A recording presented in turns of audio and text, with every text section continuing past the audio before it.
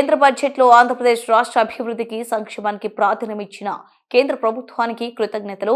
ఆంధ్రప్రదేశ్ రాజధాని అమరావతి నిర్మాణానికి 15,000 కోట్లు. ఆంధ్రప్రదేశ్ రాష్ట్రానికి ఎంతో కీలకమైన పోలవరం ప్రాజెక్టు నిర్మాణానికి ఫస్ట్ ఫేజ్లో 12,157 కోట్లు. విశాఖ ఉక్కు ఆంధ్రుల హక్కు అని మనం నినాదించిన విశాఖ స్టీల్ 11,500 కోట్లు కేటాయించి ప్రైవేటీకరణను నిలిపివేసినందుకు ఎన్డీఏ ప్రభుత్వానికి ధన్యవాదాలు.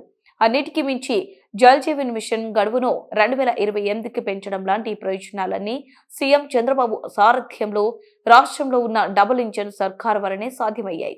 అందరికీ తెలుసు, అటువంటి విధ్వంసకరమైనటువంటి పాలన నుంచి మళ్ళీ ఈరోజు ఈ ప్రజాప్రభుత్వ పాలనలో మళ్ళీ ఈరోజు మనం చూస్తూ ఉన్నాం. రాజధాని లేనిటువంటి రాష్ట్రంగా ఉన్నటువంటి ఈ రాష్ట్ర రాజధాని అమరావతికి 15,000 కోట్ల రూపాయలు కానీ, ఆంధ్రప్రదేశ్ రాష్ట్రాన్ని భవిష్యత్తులో ఒక కరువు రహిత రాష్ట్రంగా మార్చేటువంటి శక్తి కలిగినటువంటి పోలవరం ప్రాజెక్టుకి 12,157 కోట్లు మరి ఫస్ట్ ఫేజ్లో ఇచ్చేటువంటి విషయంలో కానీ, అదేవిధంగా ఆంధ్రుల హక్కు విశాఖ ఉక్కు అని మనం నినదించి తెచ్చుకున్నటువంటి విశాఖ ఉక్కు ప్రైవేటీకరణ అయిపోతున్నటువంటి స్థితిలో మళ్ళీ ఈ ఎన్డీఏ ప్రభుత్వ నాయకత్వంలో మళ్ళీ దానికి 11,500 కోట్ల రూపాయలు ఈవేళ కేంద్రం సాయం అందించి ఆ ప్రైవేటీకరణ నిలుపుతున్నటువంటి విషయంలో కానీ, మరి అన్నిటికీ మించి జలజీవన్ మిషన్కి సంబంధించి మరి 2028 వరకు కూడా దాని గడువు పెంచినటువంటి పరిస్థితి. ఎందుకంటే మొన్ననే మనం 70,000 కోట్ల రూపాయలు